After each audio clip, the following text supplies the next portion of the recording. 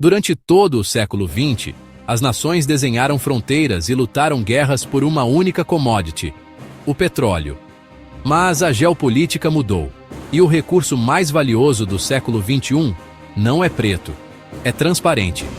Imagine que você vive em um país onde toda a água que você bebe, usa na agricultura e na indústria, vem de um único rio. Agora, imagine que esse rio nasce no território do seu pior inimigo. Isso não é um cenário hipotético. É exatamente o jogo de xadrez que está acontecendo agora no teto do mundo, entre as maiores potências nucleares da Terra. Eles não estão apenas construindo barragens para gerar energia. Eles estão construindo torneiras, capazes de desligar a sobrevivência de nações inteiras.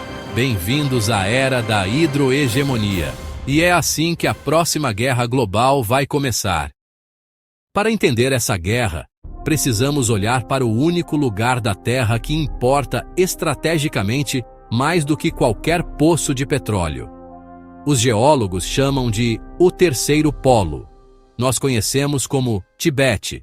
Esta região contém a maior reserva de água doce congelada, fora do Ártico e da Antártica. Mas o mais importante é o que acontece quando esse gelo derrete.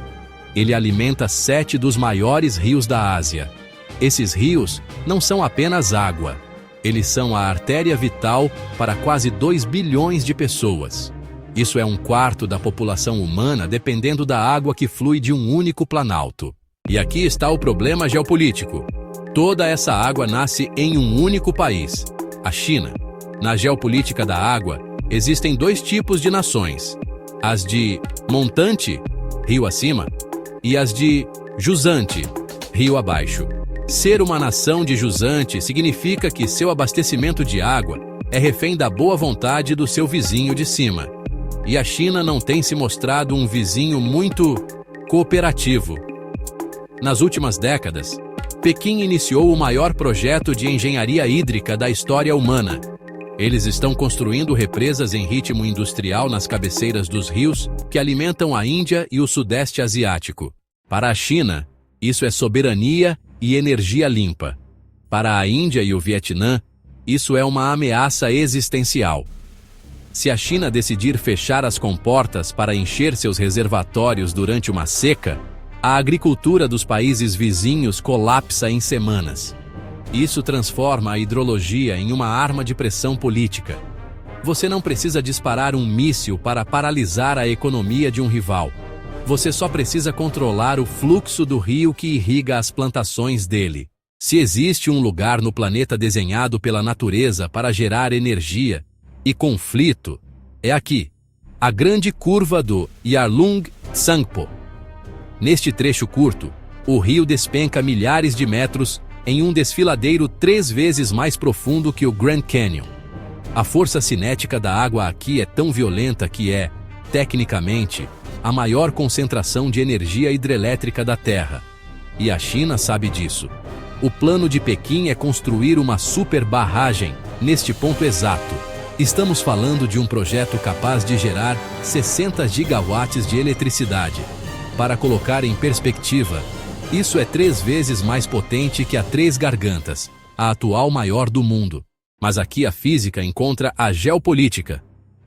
Assim que o rio cruza a fronteira para a Índia, ele se torna o Brahmaputra, vital para a agricultura do Nordeste indiano e de Bangladesh.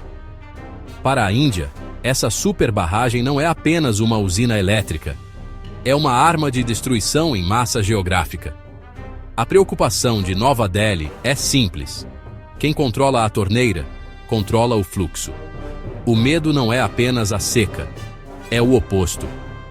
Estrategistas militares indianos temem que, em um cenário de guerra, a China possa usar a barragem para liberar volumes massivos de água de uma vez, criando enchentes artificiais catastróficas que varreriam as defesas e a infraestrutura indianas rio abaixo. E lembre-se, não estamos falando de países amigáveis. China e Índia já disputam cada centímetro dessa fronteira, com confrontos mortais recentes. Adicionar o controle da água a essa mistura volátil entre 2 potências nucleares É como brincar com fósforos em um depósito de dinamite. E o pesadelo da Índia fica pior. Existem propostas na engenharia chinesa não apenas para represar a água, mas para desviá-la fisicamente para o norte árido da China, através de túneis titânicos. Se isso acontecer, o Brahmaputra na Índia poderia simplesmente deixar de existir como o conhecemos. A Índia não está esperando parada. Em resposta aos movimentos de Pequim, Nova Delhi lançou seu próprio plano de construção de barragens massivas na fronteira. A lógica é estratégica: criar um reservatório tampão. Se a China liberar uma enchente, a Índia quer ter capacidade de absorver o impacto.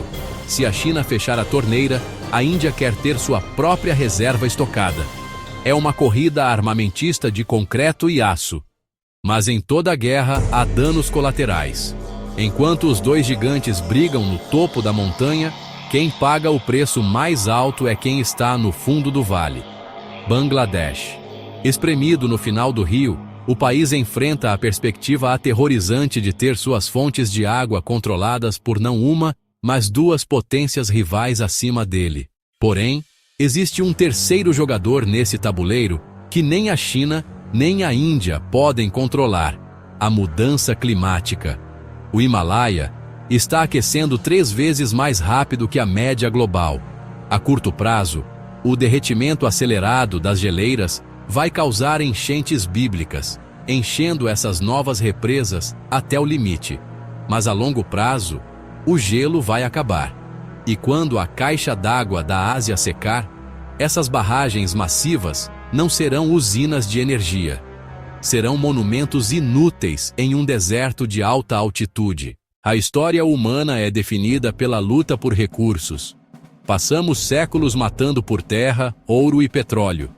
Mas você pode viver sem ouro. Você pode mover seu carro sem petróleo. Mas você não dura 3 dias sem água. O que estamos vendo no Himalaia é apenas o primeiro fronte da verdadeira guerra mundial do século XXI. Não será uma guerra ideológica ou religiosa. Será uma guerra hidrológica. E o relógio já está correndo. Se você quer entender mais sobre como a geografia dita o destino das nações, eu recomendo assistir a este vídeo aqui sobre "Você sabe o que realmente influencia o preço do ouro?". A disputa pela água no Tibete é apenas uma peça do quebra-cabeça da estratégia chinesa. Obrigado por assistir e nos vemos no próximo.